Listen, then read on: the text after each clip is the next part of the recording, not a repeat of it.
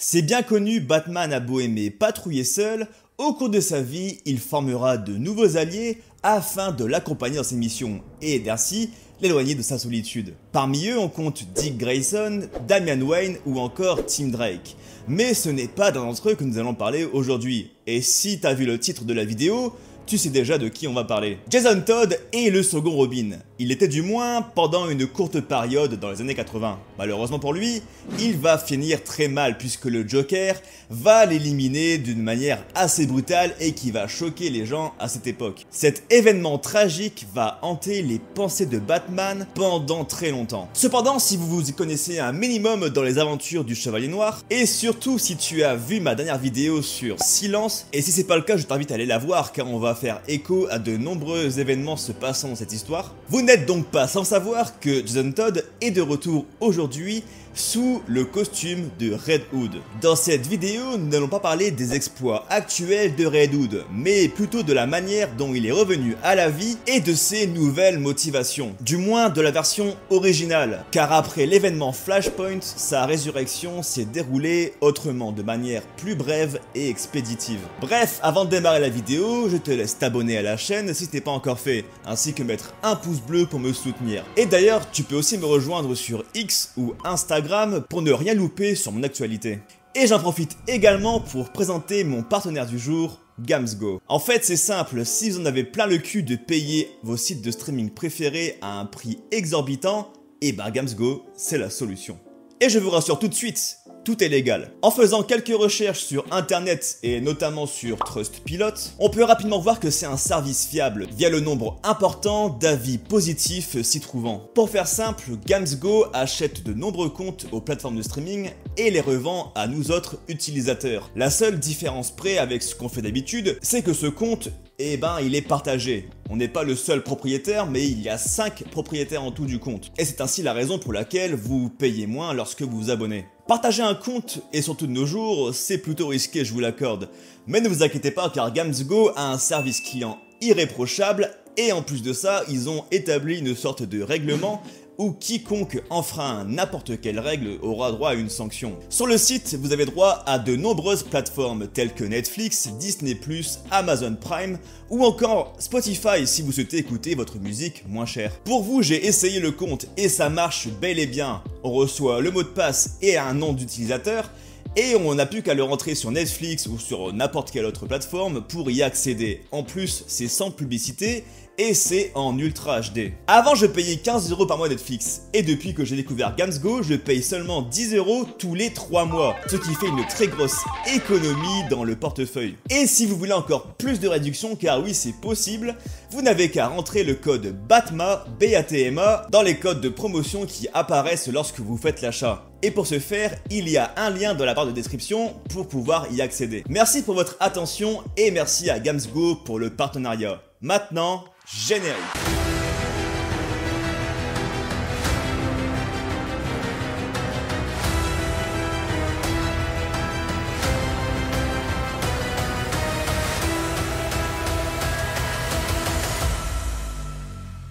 Pour commencer la vidéo, il faut démarrer par une mise en contexte de l'époque. Batman a pour la première fois rencontré Jason lorsque ce dernier était en train de voler les roues de sa Batmobile. Étant orphelin, il l'a recueilli chez lui pour substituer son ancien partenaire Dick Grayson qui a décidé de s'émanciper de son côté. Il l'a entraîné de la même manière que le premier Robin et Jason hérita du costume à son tour pour patrouiller aux côtés de son mentor dans les rues de Gotham. Rapidement, Bruce vit que Jason n'avait pas le même caractère que son prédécesseur. Alors que Dick était lui plutôt joyeux et avait la ferme intention de rendre le monde meilleur en rendant justice aux citoyens de la ville de la même façon que Batman, Jason lui était l'opposé. Même s'il était très volontaire et s'impliquait dans sa mission, Jason était colérique et broyé du noir. Il était toujours à deux doigts de laisser son côté violent ressortir et ainsi passer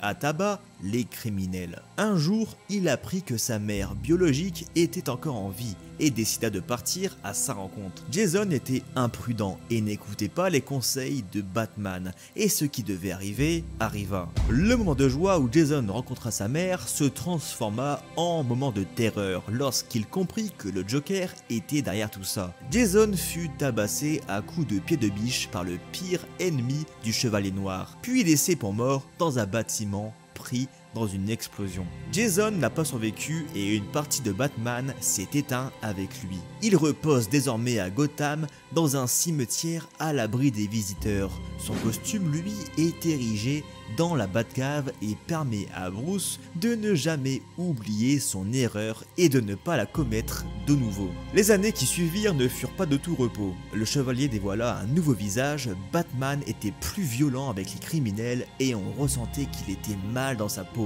La mort de Jason l'a marqué à jamais et il considère que c'est son plus grand échec. Avec le temps, Batman retrouve son équilibre, et ce en grande partie grâce à ses proches Alfred, Dick Grayson, Barbara Gordon ou encore Tim Drake, qui a pris la place de Jason en tant que Robin et a été d'une importance cruciale dans la vie de Bruce Wayne. Les années passèrent encore et encore, et Batman affronta des ennemis de plus en plus costauds. Jusqu'au jour où, presque 15 ans après la mort de Jason dans les comics, un nouveau personnage fait son apparition dans le récit Batman Silence, un ennemi mystérieux qui semble tout connaître sur Bruce Wayne et sa double identité. Il connaît même le pire échec de Bruce étant la mort de Jason Todd. Et pire encore, ce dernier réapparaît et s'en prend à Batman en menaçant Tim Drake. Au cours d'un combat où Jason accusa Batman de n'avoir pas vengé sa mort, il s'avéra en fait que ce n'était pas vraiment Jason Todd, mais plutôt Gueule d'Argile qui se faisait passer pour lui. À la fin du comics, tout lecteur se pose alors 3 questions. La première étant comment Gueule d'Argile et Silence, le commanditaire, ont su où Jason était enterré. Et surtout, comment savent-ils le lien qu'il y a entre lui et Batman? Car c'est censé être secret. La deuxième question est comment Gueule d'Argile a-t-il pu se changer en Jason adulte? Car rappelez-vous, il est mort enfant, et à moins que je me trompe, mais quand tu meurs, tu ne grandis plus. Et ben Gueule d'Argile a réussi à l'imiter étant adulte, donc c'est qu'il a dû le trouver quelque part.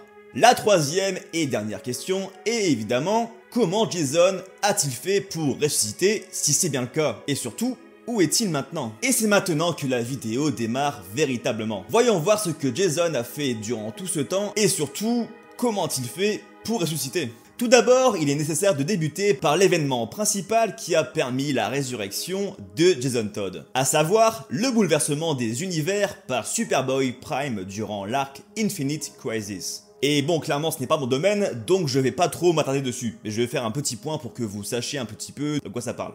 Depuis la fin de l'arc Crisis on Infinite Earth, Superboy Prime et Alexander Luthor de Terre 3 sont en quelque sorte prisonniers dans une micro-dimension créée par ce dernier. Tout l'univers d'ici est rebooté et il n'y a plus qu'une seule Terre présente parmi une infinité. Et seul l'univers à l'intérieur de cette micro-dimension n'est pas rebooté. Superboy Prime est manipulé par Alexander Luthor qui lui confère des pouvoirs d'antimatière pour le rendre encore plus puissant. Superboy Prime s'échappe alors de la micro-dimension en brisant littéralement la réalité et en bouleversant ainsi tous les événements s'étant déroulés dans la continuité principale durant ces dernières années. Suite à cet événement, la réalité a changé. Dans un cimetière non loin de Gotham, un étrange phénomène est en train de se produire. Un garçon qui était censé être mort revient à la vie à l'intérieur de son cercueil. Il est pris au piège et le premier mot qui sort de sa bouche est le nom de son ancien partenaire. Il est en panique et l'on peut voir sur son corps les traces de son dernier affrontement avec le Joker. Il est enterré sans aucun de ses gadgets de l'époque, mais son instinct de survie permet de lui trouver une porte de sortie. Il creuse dans un premier temps son cercueil de l'intérieur grâce à la boucle de sa ceinture, puis avec ses ongles, Jason sort un bras de la tombe, puis s'y extrait pour de bon avant de déambuler sur une vingtaine de kilomètres disparaître tel un zombie. Une voiture s'arrête pour lui porter secours et l'emmène à l'hôpital. Les seuls mots sortant de la bouche du jeune homme sont Bruce. Il a même dit aux enquêteurs que c'était son père. Les infirmiers analysent le corps de Jason et n'en croient pas leurs yeux. 2 enquêteurs sont appelés pour déceler qui peut être ce jeune homme. Toutefois, ils ne comprennent pas qu'il soit encore en vie, notamment après avoir découvert sur son corps que son crâne a été fracturé, son sternum éclaté et bien d'autres dégâts sont recensés. Son empreinte digitale ne donne pas de résultat, et ce logiquement puisque Bruce a retiré de la base de données ses propres empreintes mais également celles de Dick Grayson, Alfred et de Jason Todd.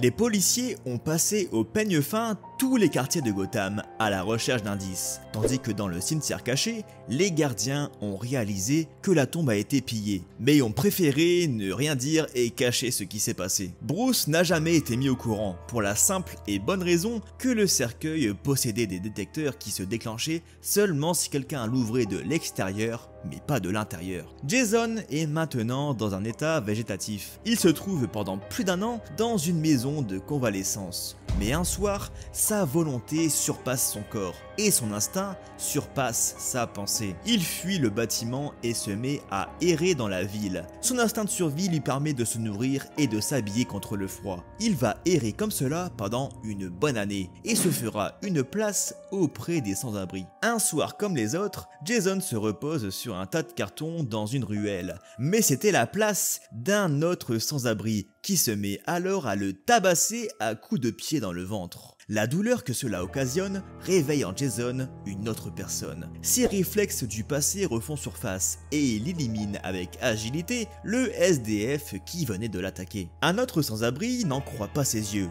Il est prêt à jurer que ce jeune homme se bat de la même façon que l'ancien Robin. Il transmet l'information à une personne qui peut payer très cher. Et cette information fait du bouche à oreille jusqu'à ce que ça tombe dans les oreilles d'une certaine Talia Al Ghul. Elle fait assassiner toute personne au courant de l'existence du garçon et le recueille dans le manoir de Ra's al Ghul afin de l'y aider à retrouver la mémoire. Ra's al Ghul a d'autres ambitions à propos du garçon, notamment trouver comment il a pu revenir parmi les vivants, car à sa connaissance, il n'y a pas d'autre moyen hormis les puits de Lazare. Il se pose même la question de savoir si Batman avait organisé la fausse mort de Jason pour l'éloigner de lui. Talia, elle, mène sa propre croisade et a ses propres objectifs en lien avec Jason. Tout cela a commencé des années plus tôt, lorsqu'elle apprit par son père qu'une rumeur circulait quant à la possible mort de Jason.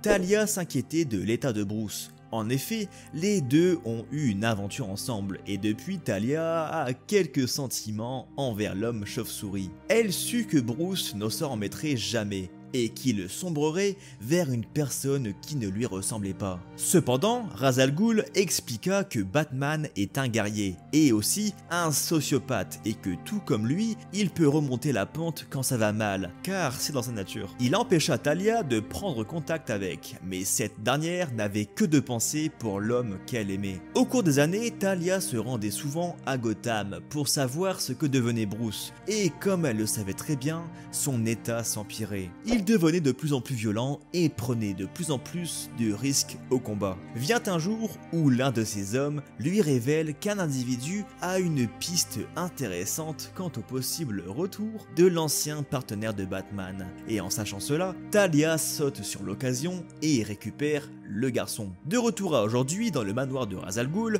Jason est observé en train de se battre. Malgré son état végétatif, il dispose encore de ses réflexes du passé et de son talent en combat à main nue. De multiples preuves permettent d'affirmer que c'est bel et bien Jason et non un sosie. Ra's al Ghul veut alors à tout prix savoir comment il est revenu à la vie et surtout de ne pas en informer Batman. Talia va alors interroger de nombreuses personnalités de Gotham en commençant par l'un des sbires du Joker, en continuant avec l'un des enquêteurs qui a été appelé lorsque Jason a été transféré à l'hôpital, puis en enquêtant auprès des gardiens du cimetière où il a été enterré. Tous alors sortent un discours cohérent quant à la certaine résurrection de Jason. Jason passe des mois et des mois en observation. Un expert en neurologie essaie de déterminer pourquoi Jason ne retrouve pas sa mémoire, hormis lorsqu'on l'attaque. Il conclut que Jason a développé un autisme suite à ses lésions cérébrales. Il estime qu'il ne retrouvera jamais sa conscience et que seuls ses instincts de survie subsistent. En dépit de ses efforts, Talia ne parvient pas à faire retrouver la mémoire de Jason, mais elle continuera toujours et toujours ses tentatives. Elle remarqua que lorsqu'elle lui parle de Bruce en disant qu'il a changé depuis sa disparition, Jason se met à avoir des larmes qui coulent. Peut-être un signe qu'une partie de lui est encore endormie et ne cherche qu'à se réveiller. Mais tout le monde ne possède pas la patience de Talia. Son père Ra's al Ghul en a marre du temps qu'elle consacre à Jason et considère que c'est peine perdue. Même si Talia sent qu'elle se rapproche de son but, il sait très bien que la seule raison pour laquelle elle se donne tout ce mal,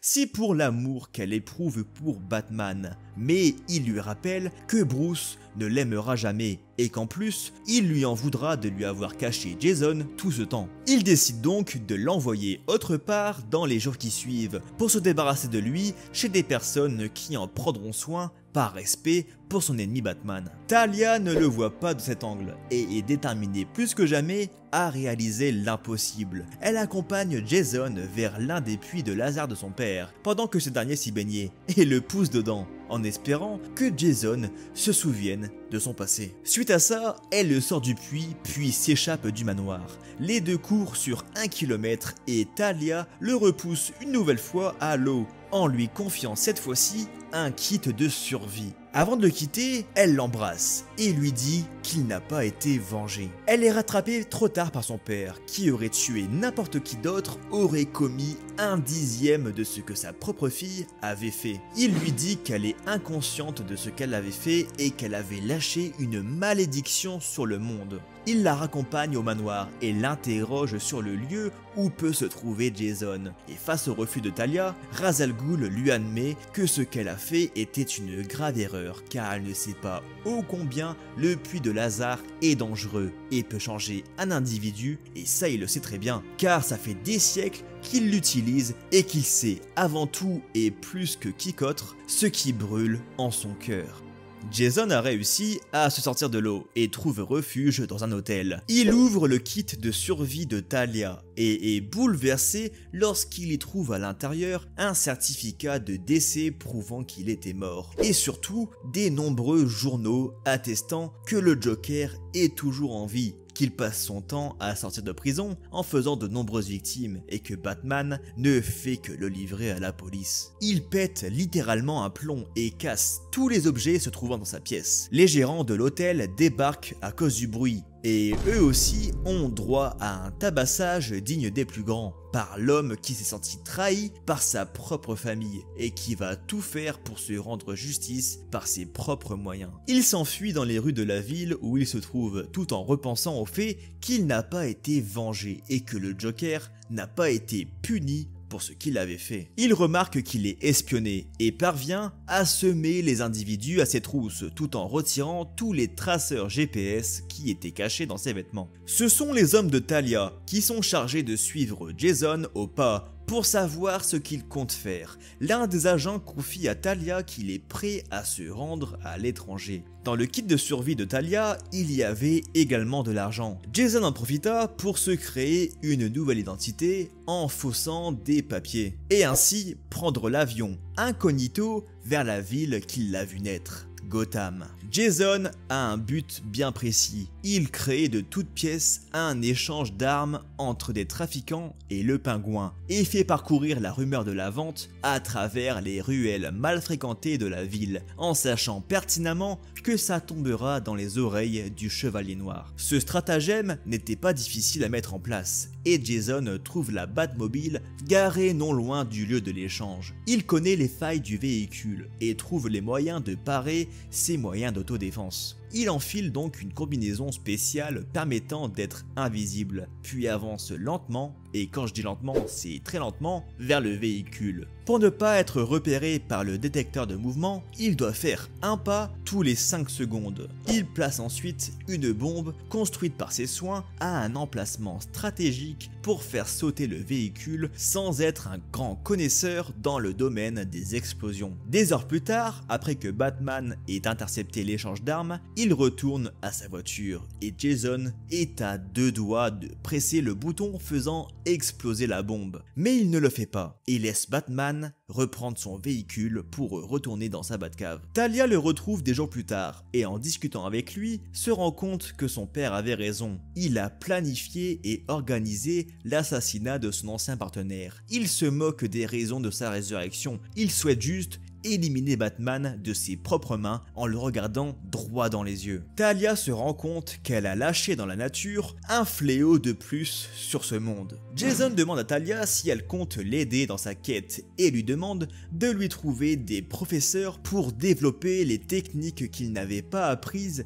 lorsqu'il était Robin. Le bras droit de Talia lui explique qu'elle fait une grave erreur, même si en réalité, Talia agit comme telle pour une raison. En le faisant rencontrer les pires ordures de ce monde qui vont le former dans toutes sortes d'actions illicites, peut-être que Jason se rendra compte de son comportement et va cesser de vouloir tuer Bruce. Talia n'a d'autre choix que de faire ceci, car si elle livre Jason à son père, Ra's al Ghul le tuerait. Et si elle le livre à Batman, ce dernier ne pardonnerait jamais à Talia ce qu'elle lui a caché. Talia lui trouve un professeur de toxines pour lui apprendre l'art du poison, puis un professeur d'arts martiaux. Jason apprend donc l'art de tuer avec un professeur allemand. Jusqu'à aujourd'hui, il connaissait de nombreuses techniques de combat. Bruce lui avait cependant toujours omis de lui enseigner comment tuer quelqu'un. Les jours passèrent et Jason développa ses techniques de plus en plus meurtrières, jusqu'au jour où il remarqua quelque chose d'étrange. Son professeur gagne très bien sa vie et une telle somme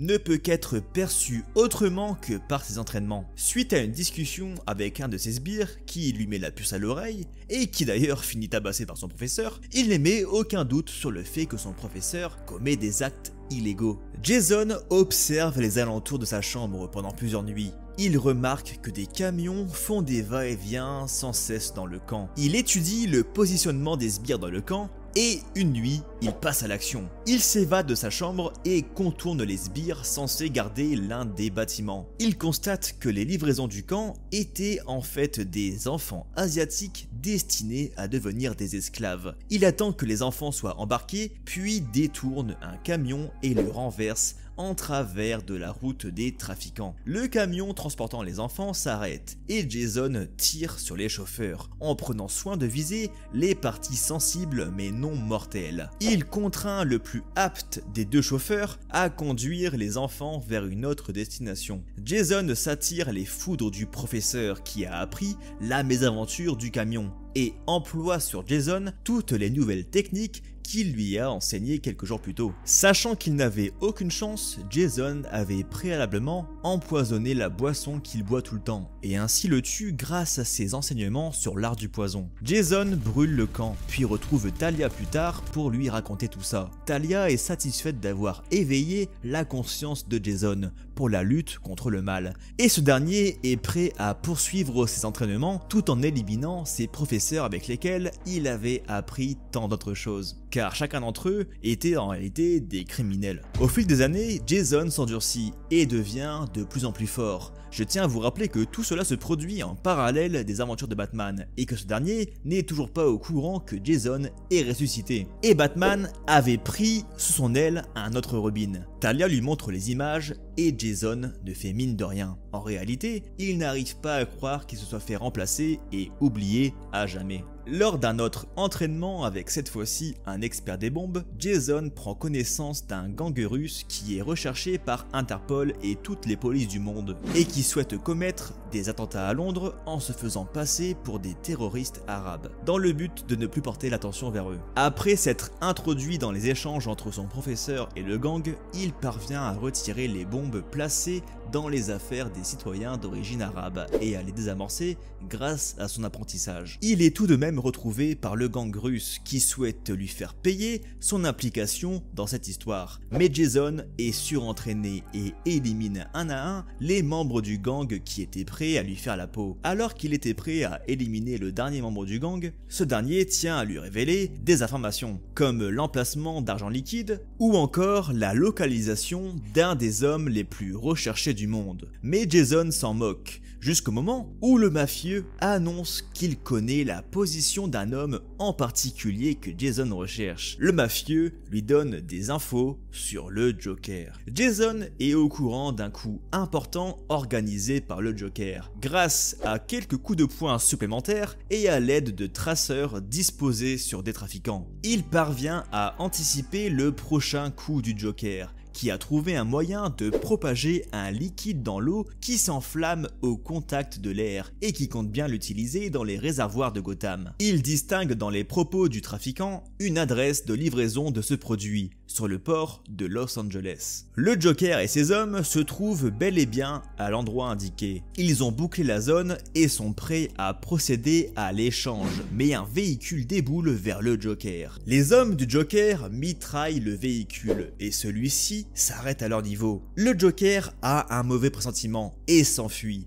Soudain, du gaz s'échappe du véhicule et Jason sort du coffre de la voiture et tire sur tout ce qui bouge grâce à un masque lui permettant de voir à travers le gaz. Il blesse le Joker et l'amène dans un endroit un peu plus calme pour s'entretenir avec lui. Il l'arrose d'essence et est prêt à l'incendier pour voir son sourire disparaître sous les flammes. Malgré toute la haine qu'il éprouve pour le Joker, il ne le tue pas. Il avoue à Talia que ses hommes étaient sur le point de débarquer et qu'il aurait voulu lui offrir une mort longue et douloureuse. Il s'en fiche de l'avoir laissé en vie et que cela engendrera des victimes supplémentaires. Son seul but est de faire payer Batman et le Joker de leurs actes. Mais il ne veut plus forcément tuer Batman, mais prendre tout ce qu'il possède, à commencer par sa ville, Gotham, puis devenir ce que Batman a toujours refusé d'être, de dépasser le code moral de Bruce et d'être enfin le véritable héros que cette ville mérite. De retour à Gotham, il manigança contre l'homme chauve-souris en allant trouver Thomas Elliott, ou plutôt Silence, pour lui dévoiler toute la vérité sur Batman, en prouvant par A plus B que sa véritable identité est Bruce Wayne, et que cela confirme les propos du Sphinx qui est derrière tout le plan de Silence. Il demanda une seule chose en échange à Silence, faire partie du plan et affronter Batman le moment venu. Et si vous avez vu ma vidéo dédiée à cette histoire, vous pouvez constater que c'est bel et bien ce qui s'est passé. Jason s'est battu avec Batman et lui a répliqué en pleine face tous ses torts, avant de prendre la fuite et d'être remplacé par Gueule d'Argile. Sa voie est désormais tracée. Jason veut montrer à Batman qu'il est de retour et va faire tout son possible pour devenir le nouvel héros emblématique de Gotham. Pour cela, il lui faut une identité précise et marquante. Pourquoi pas celle empruntée par le Joker à ses débuts, à savoir l'identité de Red Hood. Et c'est ainsi que Jason Todd se construit sa propre identité, en améliorant le costume de Red Hood au fur et à mesure, et surtout en lui apportant une touche personnelle. Par la suite, il va grandement compliquer les missions de Batman et Robin, en s'interposant sans cesse entre eux, et surtout en tuant leurs ennemis, prouvant de ce fait que ses méthodes sont plutôt efficaces dans la lutte contre le crime. De sa réapparition au début des années 2000 jusqu'au Flashpoint, Jason Todd sera un anti-héros qu'on retrouvera notamment dans les aventures du Chevalier Noir. Comme je l'ai évoqué au début de la vidéo, les explications de sa résurrection ont été quelque peu modifiées après le Flashpoint. De fil en aiguille, il se trouvera de nouveaux partenaires ayant les mêmes ambitions que lui. Et après quelques temps, il intégrera la Bat Family après s'être lié d'amitié avec eux de nouveau. D'autres vidéos sur Red Hood vont voir le jour sur cette chaîne, car c'est un personnage que j'apprécie beaucoup. Et d'ailleurs, si c'est également le cas pour toi, n'hésite pas à le faire savoir en commentaire, afin que je sache si c'est primordial que je fasse d'autres vidéos sur Red Hood ou non. Merci d'avoir regardé la vidéo jusqu'au bout. Je te donne rendez-vous la semaine prochaine ou dans 10 jours pour une prochaine vidéo. D'ici là, porte-toi bien, ciao.